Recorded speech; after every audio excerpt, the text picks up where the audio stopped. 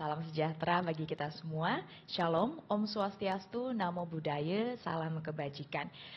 Selamat siang, selamat datang kami ucapkan dan tentunya terima kasih kepada Bapak Ibu dan juga rekan-rekan media yang sudah berkenan hadir dalam acara Public Expose Tahunan PT Mora Telematika Indonesia Tbk untuk selanjutnya disingkat Perseroan yang diselenggarakan pada hari ini Kamis 13 Juni 2024 bertempat di Rosewood Royal Kuningan Hotel Jalan Kuningan Persada nomor 2 Guntur Setiabudi Jakarta Selatan untuk selanjutnya disingkat Public Expose. Bapak Ibu, Public Expose ini diselenggarakan secara hybrid yaitu secara fisik dan elektronik dengan memperhatikan ketentuan keputusan direksi PT Bursa Efek Indonesia nomor Cap Strip 00066 BEI 09 strip 2022 tanggal 30 September 2022 perihal perubahan peraturan nomor IE tentang kewajiban penyampaian informasi atau peraturan IE dan surat edaran PT Bursa Efek Indonesia nomor SE strip 00003 BEI 05 strip 2020 tentang tata cara pelaksanaan public expose secara elektronik tanggal 29 Mei 2020. Bapak Ibu yang kami hormati, izinkan saya untuk membacakan terlebih dahulu susunan agenda kita pada siang hari ini. Yang pertama, kami tentunya akan memperkenalkan terlebih dahulu narasumber dan juga notulen rapat, kemudian memberikan penjelasan sekilas mengenai Perseroan dan juga pemutaran video company profile Perseroan, lalu akan dilanjutkan dengan sesi presentasi oleh narasumber, dan ada sesi tanya jawab yang terbagi menjadi 2 sesi dengan masing-masing 3 pertanyaan. Baiklah, pertama kami akan memperkenalkan para perwakilan dari Perseroan yang hadir dalam Public Expose hari ini. Direktur Utama Bapak Jimmy Kadir selaku Chief Executive Officer.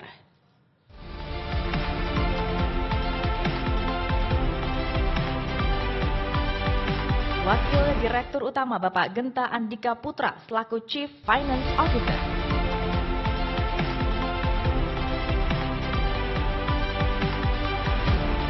Bapak Michael McPhail selaku Chief Technology Officer.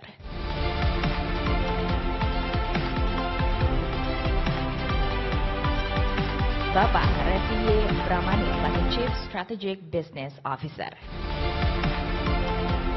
Dan Bapak Henry R. Rumopa selaku Sekretaris Perusahaan dan non-plan pada Public Expose hari ini. Sebelum kita memulai acara pada siang hari ini, kami mohon kepada seluruh hadirin untuk bisa mengatur nada sambung telepon seluler masing-masing dalam posisi silent atau hening. Perlu kami sampaikan juga terkait sesi tanya jawab untuk penanya yang hadir secara fisik dapat mengisi formulir pertanyaan yang telah dibagikan pada saat registrasi di awal acara, dan untuk penanya yang hadir secara elektronik melalui Zoom webinar dapat mengajukan pertanyaan melalui kolom Q&A dengan cara menyebutkan nama, kemudian nama instansi dan dilanjutkan dengan pertanyaannya. Berikutnya, perkenankanlah saya untuk menyampaikan terlebih dahulu sekilas mengenai Perseroan. Bapak Ibu, PT Mora Telematika Indonesia Tbk adalah suatu perusahaan publik yang merupakan salah satu penyedia infrastruktur dan jaringan telekomunikasi swasta terbesar di Indonesia yang berdiri sejak tahun 2000 maksud saya. Perseroan bergerak dalam bidang aktivitas telekomunikasi dengan kabel, internet service provider, jasa interkoneksi internet, NAP, dan data center. Perseroan terus bergerak maju dengan menguatkan fondasi dan bertransformasi melalui digitalisasi, memutakhirkan kegiatan operasionalnya dan juga meningkatkan kinerja keuangan melalui berbagai inovasi digital yang tentunya bertujuan untuk efisiensi operasional serta memberikan layanan terbaik bagi pelanggan. Baiklah, sebelum memasuki acara utama kita yaitu sesi presentasi, marilah kita saksikan bersama pemutaran video company profile PT Mora Telematika Indonesia Tbk berikut ini. Technology is rapidly developing. All of these require the support of a vast, fast, and stable fiber optic network to assist technological advances so that we can soon reach the 5.0 digital era. PT Mora Telematika Indonesia Tbk, or more commonly known as Mora Telindo, eager to support digital technology advancement, has developed fiber optic and data center infrastructures to create a seamless digital economy. Mortelindo is one of the largest telecommunication network providers in Indonesia. In 2000, the company started its business as an internet service and telephone card provider, which then transformed into a telecommunications infrastructure services provider in 2007. In 2008, Mortelindo established a subsidiary in Singapore, namely Moretel International Pte Ltd. In the same year, the company also constructed the first international submarine cable network that connects Jakarta and Singapore, known as Mortelindo International Cable System 1, or MIC-1. In 2009, the company built their second international submarine cable networks, connecting Batam, Dumai, and Malacca, BDM. In 2010, the Singapore government granted Facilities-Based Operation (FBO) license as a gateway for international leased line service. At that time, the company is also strengthening its network by building the Sumatra backbone to support submarine and inland cables that stretch along Sumatra Island. In 2012, Mortelindo developed the third international submarine fiber optic network, called B3JS. The company also established 6 integrated Nusantara data centers, NDCs. All Mortelindo NDCs are connected to hundreds of pop and high-rise buildings, as well as the entire Mortelindo network. In 2014, Mortelindo strengthened its network with Metro E infrastructure built in 21 cities and decided to expand its internet service to the FTTX corporate market in 2015. A year later, in 2016, the company expanded its internet services to the retail market with its brand named Oxygen ID. Regional and network expansion for retail internet services has become one of the company's strategies for its business development. Up to this moment, Mortelindo continues to expand and develop the Oxygen ID, where in 2023, the FTTH has reached 692,090 home pass and 166,120 total subscribers. In 2016, Mortelindo won the tender for the West Palapa Ring and East Palapa Ring projects, which are the central government's national strategic priority infrastructure projects. West Palapa Ring started operating in March 2018, and East Palapa Ring started operating in August 2019. In 2020, Mortelindo has expanded fiber to the home development to new cities such as Pontianak, Pangkal Pinang, Medan, and Bali. In 2023, together with the company's affiliate PT Jejaring Mitra Persada, Mortelindo is collaborating on the development of the Rising 8 submarine cable communication system for the Jakarta-Singapore line. By 2023, the total network length owned by Mortelindo has reached 54,330 kilometers. From the capital market side, from 2016 to 2023, Mortelindo has obtained various types of funding through public offerings, both in the form of bonds and sustainable Sharia bonds. The funds obtained through the public offering are used by the company for refinancing, investment, working capital, and company's general business activities. On August 8, 2022, Mortelindo changed its status to a public company and officially listed its shares for trading on the main board of the Indonesia Stock Exchange with the stock code MORA. From the entire initial public offering process, the company raised a total of 1 trillion rupiahs by releasing shares to the public amounting to 2.5 billion ordinary shares on behalf of, which are new shares issued from the company's portfolio, or 10.68% of the company's total issued and fully paid capital, with a nominal value of 100 rupiahs per share. As a telecommunications infrastructure provider company, Mortelindo has 4 priority contexts which form its sustainability strategy. 1. Strong business and economic growth will support the company's long-term performance. 2. the company's operational activities are supported by intensive energy consumption. 3. Selection of more environmentally friendly materials. 4. Providing a range of services that connect network in a fair and inclusive manner for the community, especially in 3T areas, underdeveloped, frontmost, and outermost. With experience in various complex projects, Moratelindo has high-quality human resources. We support meaningful corporate social responsibility that can help the community to grow and be educated for a smart life, with a vision to actively contribute to transforming the country into a leading digital society.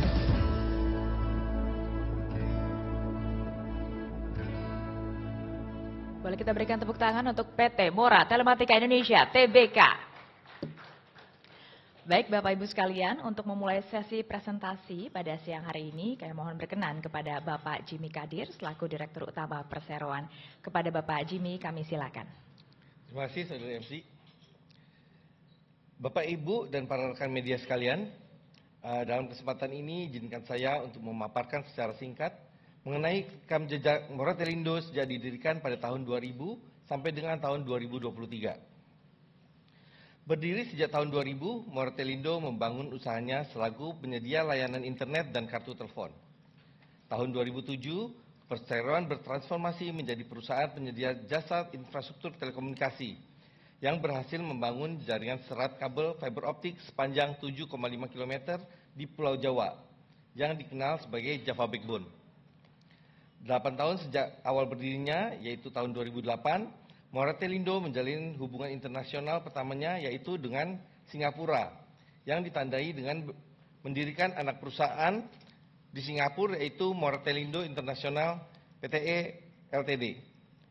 Serta membangun jaringan kabel fiber optik bawah laut internasional pertama yang menghubungkan Jakarta Singapura yang dinamakan MIC1. Berkembang hingga tahun 2009, Perseroan mengembangkan jaringan kabel fiber optik bawah laut internasional kedua yang menghubungkan Batam, Dumai, Malaka atau BDM. Pada tahun 2010, pemerintah Singapura memberikan lisensi fasilitas based on operation sebagai gateway bagi layanan list line internasional. Pada tahun yang sama, Perseroan juga memperkuat jaringannya dengan membangun Sumatera Backbone, yaitu pembangunan jaringan backbone untuk mendukung submarine cable dan inland cable yang melintasi sepanjang Pulau Jawa, Pulau Sumatera maksudnya. Guna mendukung efisiensi kegiatan usaha Perseroan pada tahun 2011 sampai dengan tahun 2013, Moratelindo mendirikan 6 data center yang dikenal dengan Nusantara Data Center atau NDC, yang terintegrasi pada beberapa kota yakni Medan, Palembang, Surabaya, Bali, Jakarta, dan Batam. Pada tahun 2012, Moratelindo mengembangkan jaringan internasional kabel serat optik bawah laut ketiganya yang menghubungkan Jakarta, Bangka, Bintan, Batam, Singapura. Sehingga jaringan kabel fiber optik yang berhasil dibangun Perseroan hingga tahun 2012 mencapai 7.620 km.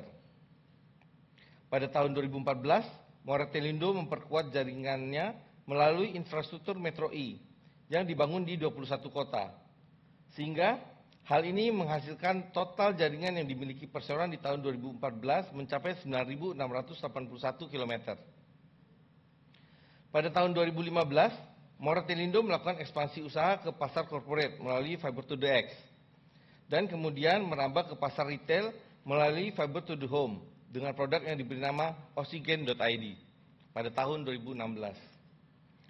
Pada tahun 2016, pemerintah Indonesia memberikan kepercayaan kepada Moratelindo untuk menjalankan proyek strategis nasional dengan menunjuk Moratelindo sebagai perusahaan yang membangun proyek Palaparing Barat dan Palaparing Timur pada tahun 2016.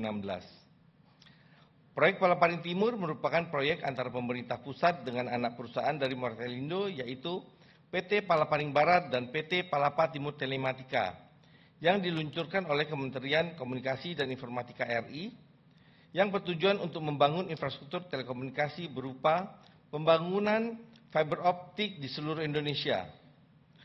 Proyek Palaparing Paket Barat telah beroperasi sejak Maret 2018, sedangkan Palaparing Paket Timur beroperasi sejak bulan Agustus tahun 2019. Di tahun 2020, perseroan melakukan pengembangan FTTH ke kota-kota baru seperti Pontianak, Pangkal Pinang, Medan, dan Bali. Lalu pada 2021, perseroan melakukan ekspansi usaha dengan mengakuisisi 65% saham PT Indo Pratama Tele Global, yaitu perusahaan Very Small Expansion Terminal atau VSAT, di mana dengan akuisisi ini diharapkan dapat melengkapi jaringan fiber optik perseroan yang telah ada. Pada akhir tahun 2022, jumlah pengembangan FTTH Moratelindo telah mencapai 548.674 home pass dan 139.301 total pelanggan. Pada tahun 2023, perseroan mengadakan kerjasama pembangunan sistem komunikasi kabel bawah laut jalur Jakarta-Singapura dan juga perluasan data center Batam. Per 31 Desember 2023, jumlah panjang jaringan serat optik yang dimiliki Moratel mencapai 54.330 km. Jumlah home pass sebanyak 692.90 dan jumlah subscriber sebanyak 166.120. Selanjutnya, dari sisi pasar modal, Moratelindo telah memperoleh berbagai macam pendanaan, baik melalui obligasi maupun obligasi syariah atau sukuk, di mana atas penerbitan obligasi maupun sukuk, perseroan memperoleh hasil pemeringkat dari single E atau single A syariah sampai dengan single E plus dan single E plus syariah dari lembaga pemeringkat efek. Hasil penerbitan sukuk, obligasi atau sukuk digunakan perseroan diantaranya untuk melakukan refinancing, investasi, modal kerja, dan kegiatan umum usaha perseroan. Pada tahun 2022, tepatnya di tanggal 8 Agustus, Moratelindo secara resmi menjadi perusahaan terbuka dengan mencatatkan sahamnya untuk diperdagangkan di papan utama Bursa Efek Indonesia. Dari proses IPO ini, perseroan berhasil mengumpulkan total dana sebesar 1 triliun rupiah dengan melepas saham biasa atas nama ke masyarakat sebesar 2,5 miliar lembar saham. Di tahun 2023, perseroan menerbitkan sukuk melalui penawaran umum berkelanjutan 2 dengan target dana yang dihimpun sebesar 3 triliun rupiah. Sampai dengan saat ini, perseroan telah memperoleh pendanaan melalui PUB 2 tahap 1 sebesar 488 miliar rupiah dan PUB 2 tahap 2 sebesar 279 miliar rupiah. Untuk penerbitan sukuk tersebut, perseroan memperoleh hasil pemeringkat single E plus syariah dari Pevindo. Hasil penerbitan sukuk digunakan untuk refinancing, investasi, kebutuhan modal kerja, dan kegiatan umum usaha perseroan. Demikian pemaparan dari saya. Selanjutnya, pemaparan mengenai kinerja operasional perseroan akan disampaikan oleh Bapak Michael McPeel selaku Chief Technology Officer. Kepada Bapak Mike, saya persilakan. Okay, thank you, Pak Jimmy. Ladies and gentlemen and all media partners, before I explain about Moratel's operational performance in 2023, let me first explain about Moratel's business segments in the telecommunication market in Indonesia. Moratel's customer segments are divided into 4 areas. The telco segment, services provided in the form of international backbone, domestic backbone, inter and intercity internet connections, data center and BTS backhaul. On the wholesale segment, we provide services in the form of PLC, IP transit, DLC, inter and intercity, internet, data center, and also our latest products launched in January 2024, namely Moratelindo Network Interconnect and Content Autonomous, also known as MONICA, which is an interconnection service for Moratelindo that provides direct access between internet communication providers, both connecting MONICA members and also to international exchanges.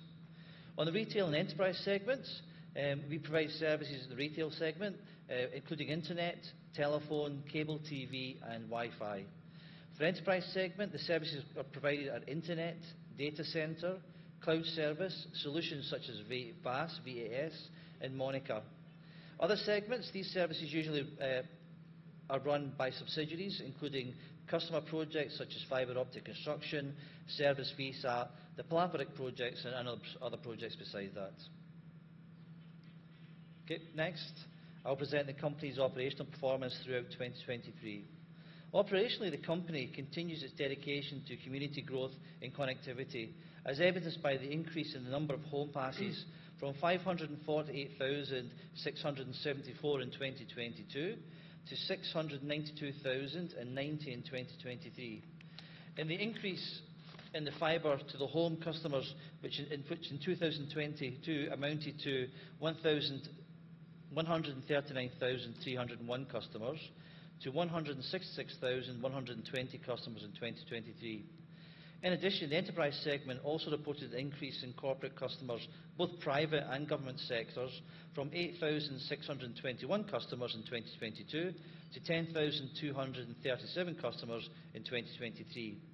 The increase was due to the expansion of access fibre and fibre to the building FTTB networks from 227 buildings in 2022 to 244 buildings in 2023, as well as an increase in bandwidth capacity from 25,900 gigabits per second in 2022 to 29,700 gigabits per second in 2023. The company also remained focused on the developing of its FTTH and FTTX retail business segments, which is Oxygen.ID Home and Oxygen.ID Enterprise, particularly in high-demand areas. In 2023, the company also developed new products such as Moratel Indo Network Interconnect and Connect and Autonomous, known as Monica, which was launched in January 2024. This interconnection service offers direct access between internet and telecommunication providers, both Monica members and international internet exchanges, including Equinix Internet, which is EIE, Singapore Internet Exchange in Singapore, Japan Internet Exchange, JPIX in Japan, Hong Kong Internet Exchange, HKIX in Hong Kong, NE2 Exchange in the United States, and Amsterdam Exchange, AMS.IX in Europe.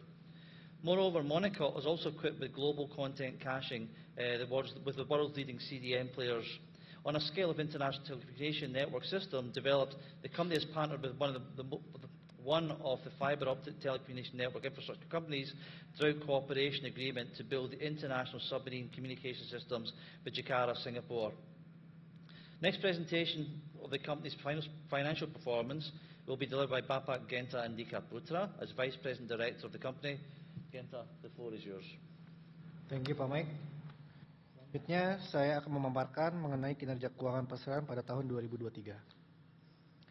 Secara keuangan, perseroan mencetak kinerja keuangan yang lebih baik di tahun 2023 dibandingkan dengan tahun sebelumnya. EBITDA perseroan mengalami peningkatan dari 2,19 triliun rupiah pada tahun 2022 meningkat menjadi 2,23 triliun rupiah pada tahun 2023. Dengan EBITDA margin 47% pada tahun 2022 menjadi 52% pada tahun 2023. Laba bersih juga mengalami peningkatan dari 673 miliar rupiah pada tahun 2022 menjadi 679 miliar rupiah pada tahun 2023. Dengan net profit margin 14% pada tahun 2022 menjadi 16% pada tahun 2023. Perseroan tetap mempertahankan status keuangan yang kuat dengan peningkatan ekuitas dari sebesar 6,24 triliun di tahun 2022 mencapai 6,92 triliun pada tahun 2023, meningkat sekitar 11%. Dan juga debt to equity ratio yang membaik dari 139,14% pada tahun 2022 menjadi 119,14% pada tahun 2023. Selanjutnya adalah mengenai penghargaan upaya untuk meningkatkan kinerja perseroan dan fokus perseroan yang akan disampaikan oleh Bapak Resi Bramani selaku Chief Strategic Business Officer. Kepada Bapak Resi saya persilakan. Terima kasih Bapak Genta. Bapak, Ibu, dan rekan media sekalian, di samping capaian kinerja operasional dan kinerja keuangan perseroan yang telah disampaikan, perseroan dengan sukacita menyampaikan bahwa perseroan memperoleh 4 penghargaan di sepanjang tahun 2023 ini. Yang pertama yaitu penghargaan Trust & Co Top CSR Award 2023 oleh Trust & Co Indonesia dan Infobrand. Penghargaan ini diberikan kepada perusahaan yang telah menjalankan kegiatan CSR, mulai dari kegiatan sosial, bantuan bencana alam, pemberian beasiswa, hingga pemberdayaan masyarakat. Penghargaan kedua yaitu Indonesia DEI dan ESG Award atau IDS 2023, Silver Winner Program Komunikasi Strategis berbasis ESG dan pemimpin, berpengaruh di media oleh Humas Indonesia. Penghargaan ini diberikan kepada perusahaan yang telah menjalankan program komunikasi atau kehumasan berbasis pada praktik komunikasi diversity, equity, and inclusion and ESG. Penghargaan ketiga yaitu OPEXCON Project Competition 2023, service kategori 1 silver dan 2 bronze winner by Shift Indonesia. Penghargaan ini diberikan kepada perusahaan-perusahaan yang sukses menjalankan proyek inovasi. Penghargaan keempat yaitu Piagam Penghargaan Kementerian Lingkungan Hidup dan Kehutanan atas peran dan dukungan perseroan terhadap pembangunan strategis pada kawasan konservasi di Provinsi Nusa Tenggara Timur. Semua penghargaan ini membuktikan komitmen dan dedikasi perseroan dalam terus meningkatkan kualitas operasional dan pelayanannya demi membangun reputasi yang cemerlang. Next. Tidak serta-merta berpuas diri dengan capaian dan penghargaan yang telah diperoleh, perseroan memandang perlu untuk terus maju dan berkembang. Oleh karenanya, sepanjang tahun 2023 ini, perseroan terus melakukan upaya-upaya dalam rangka meningkatkan kinerja perseroan. Berikut poin-poin yang menjadi upaya perseroan dalam rangka meningkatkan kinerjanya. Pertama, pada akhir 2023, perseroan mengadakan kerjasama pembangunan sistem komunikasi kabel laut Jakarta-Singapura. Kerjasama tersebut meliputi pekerjaan pembangunan dan pengadaan barang material. Saat ini kerjasama telah memasuki tahap persiapan meliputi survei, proses perizinan, dan pengadaan material. Kedua, perusahaan juga melakukan perluasan data center di Batam. Ketiga, pengembangan jaringan FTTH yang berkelanjutan untuk kota-kota yang sudah ada dan kota baru di Pekanbaru.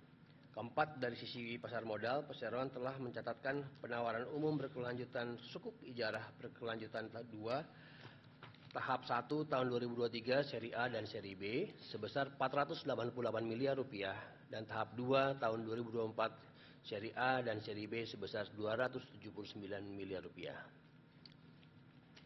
Selanjutnya saya akan menyampaikan hal-hal yang menjadi fokus perseroan di tahun 2024. 1. Ekspansi terhadap jaringan fiber optik, backbone, dan last mile. 2. Ekspansi terhadap data center. 3. Ekspansi jaringan FTTH. 4. Digitalisasi. Perseroan terus bergerak maju di tahun-tahun berikutnya dengan menguatkan fondasi dan bertransformasi melalui digitalisasi, memutakhirkan kegiatan operasionalnya melalui berbagai inovasi digital yang bertujuan untuk efisiensi operasional serta memberikan layanan terbaik bagi pelanggan atau kita sebut dengan service excellence. Demikian kami sampaikan. Selanjutnya kami kembalikan ke Saudari MC. Terima kasih. Terima kasih Bapak-Bapak atas paparan yang disampaikan. Kita akan langsung masuk ke sesi tanya jawab bagi hadirin yang bergabung melalui online. Maka akan ada kolom chat webinar yang bisa digunakan.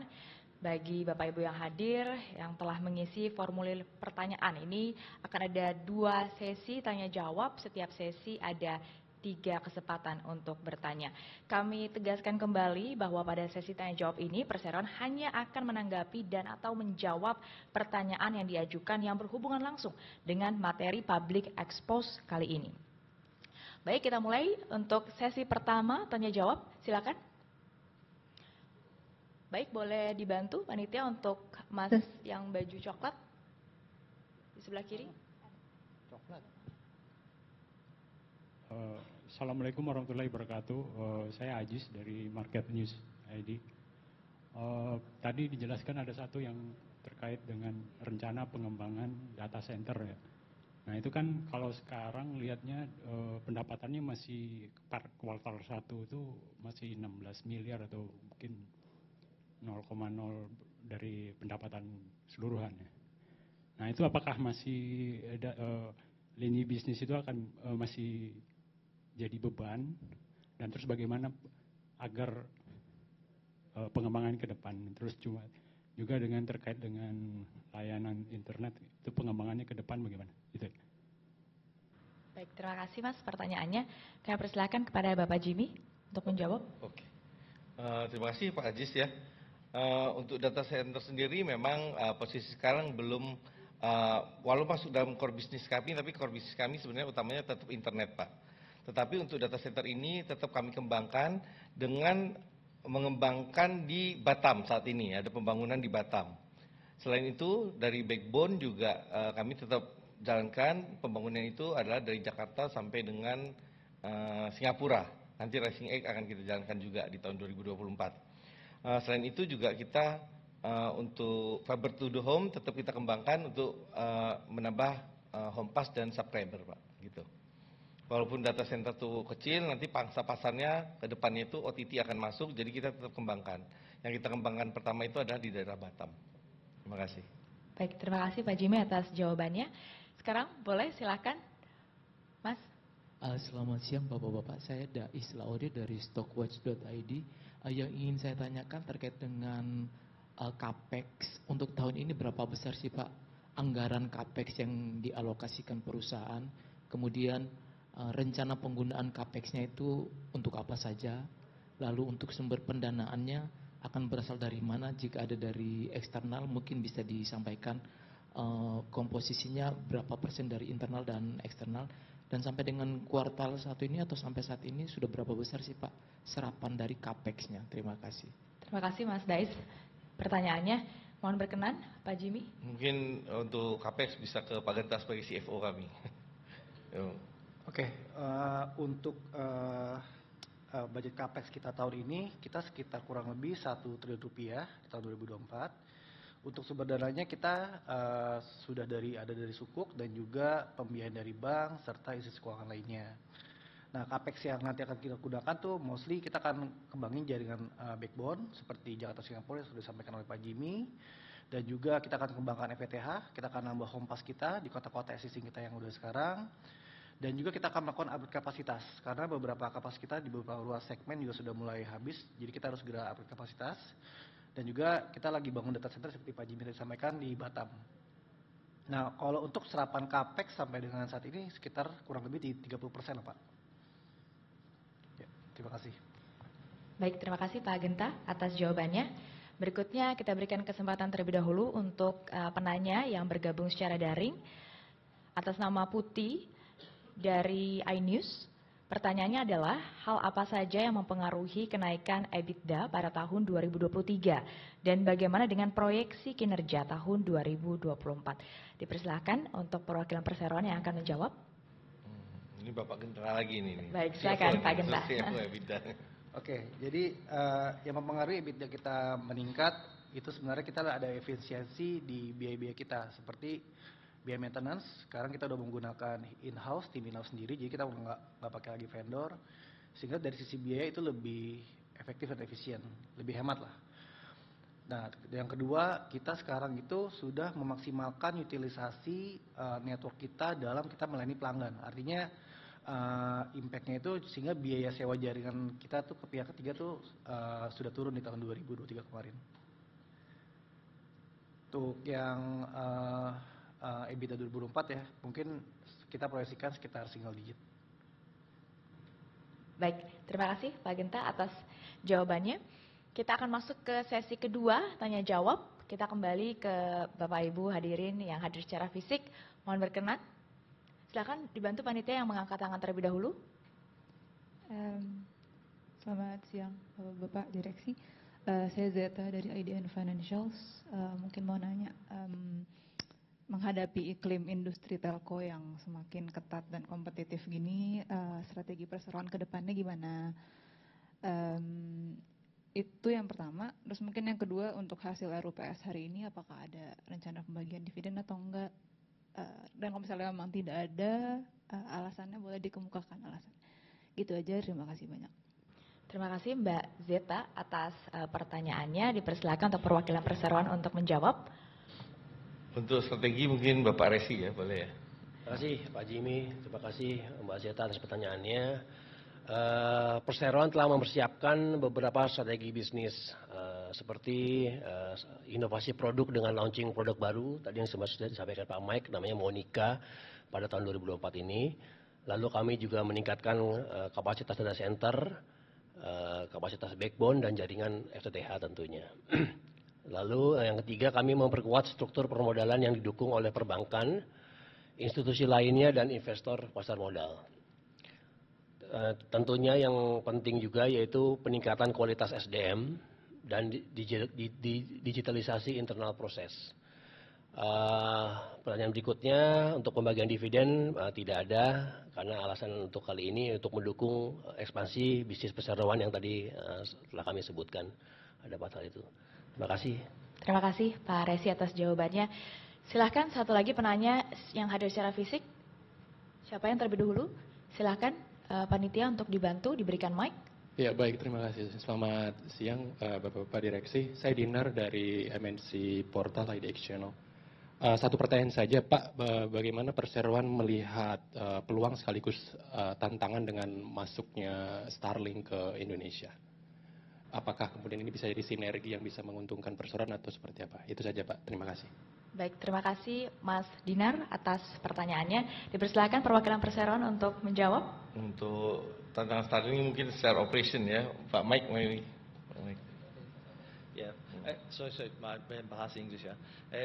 Starlink is an interesting product. Actually, it's quite exciting that it's coming into Indonesia. But Starlink as a solution can never replace fiber optic because it can't compete in terms of the speed that's required.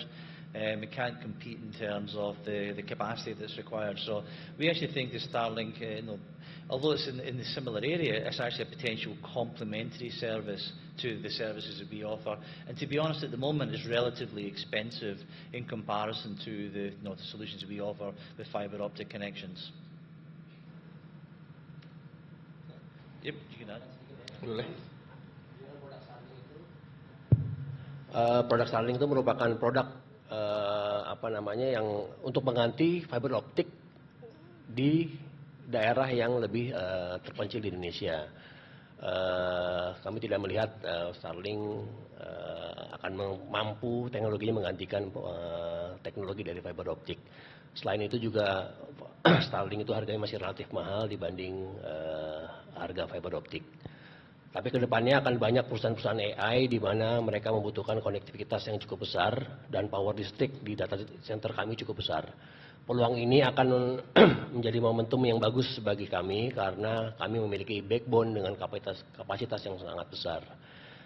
Kami terus berinovasi, perseroan terus berinovasi dalam pengembangan produk dan peningkatan layanan internet untuk menghadapi masuknya Starlink Indonesia. Dan kami juga mencoba mendorong ke pemerintah untuk memperlakukan Starlink sebagai equal treatment dengan para ISP yang atau operator yang sudah ada di Indonesia saat ini.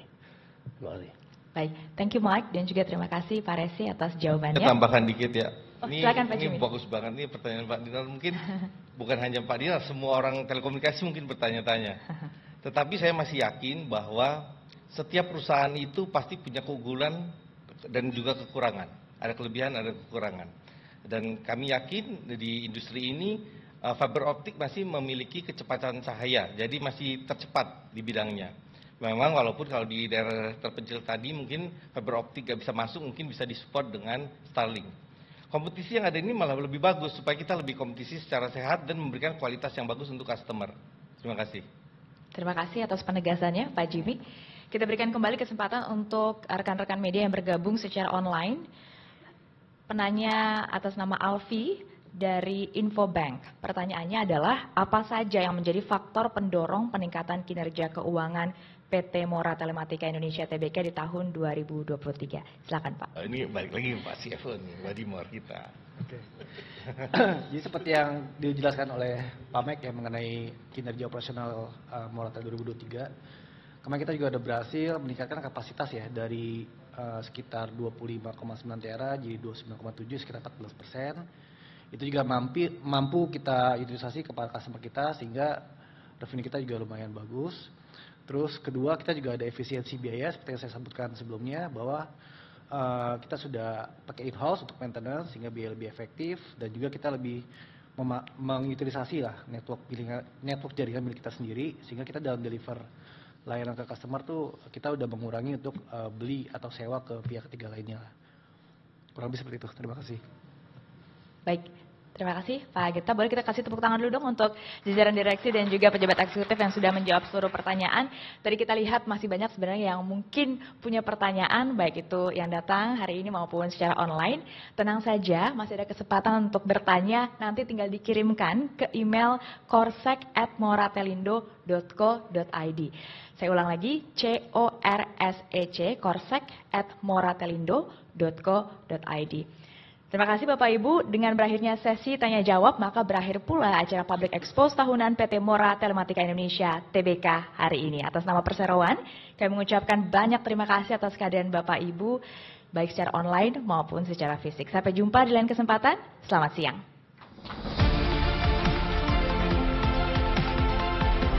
Kita akan foto bersama dulu, Bapak-Bapak mohon untuk tidak turun dari atas panggung. Mohon berkenan direksi maupun pejabat eksekutif dan notulen rapat untuk berfoto bersama di atas panggung.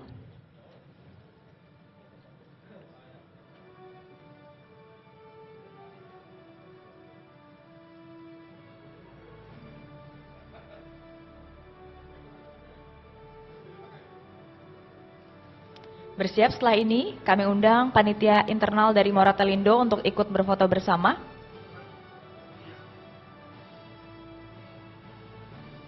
Mohon bersiap di bawah panggung untuk foto bersama panitia internal dari Moratelindo.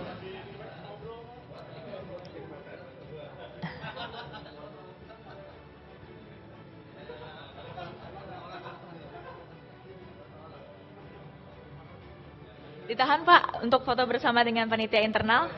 Sebentar, mohon izin. Silakan untuk naik ke atas panggung.